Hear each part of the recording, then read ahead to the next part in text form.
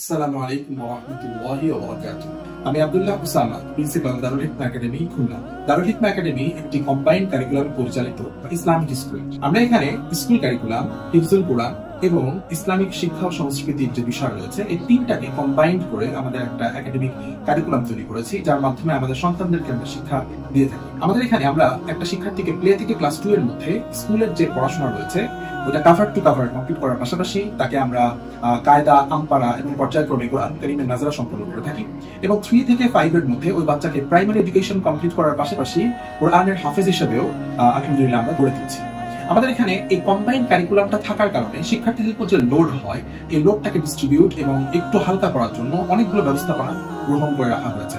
খুবই সুন্দর এবং আমরা একটা সুশৃঙ্খল পরিবেশে তাদেরকে খেলাধুলার ব্যবস্থা করে দিই।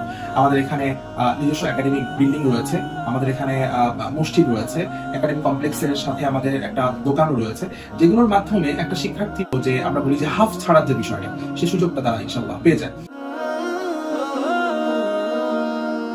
আমাদের এখানে একই সাথে হাফেজ এবং এলএলবি, ইংলিশ অনার্স এবং মাস্টার্স কমপ্লিট করা যারা নিজেরা উভয়মুখী শিক্ষায় শিক্ষিত এমন শিক্ষকের দ্বারা আমরা আমাদের একাডেমি পরিচালনা করে থাকি।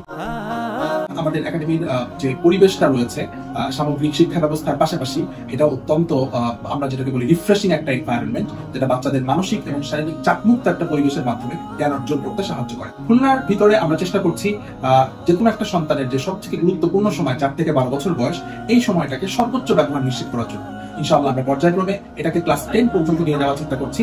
এই মুহূর্তে আমাদের এটা ক্লাস 6 পর্যন্ত চলমান রয়েছে আলহামদুলিল্লাহ। আপনার সন্তানকে দিনী শিক্ষার পাশাপাশি জেনারেল এবং স্কুলের শিক্ষায় শিক্ষিত করতে আপনি খুলনা দারুল হিকমা একাডেমিতে আসতে পারেন। আসসালামু আলাইকুম ওয়া রাহমাতুল্লাহ।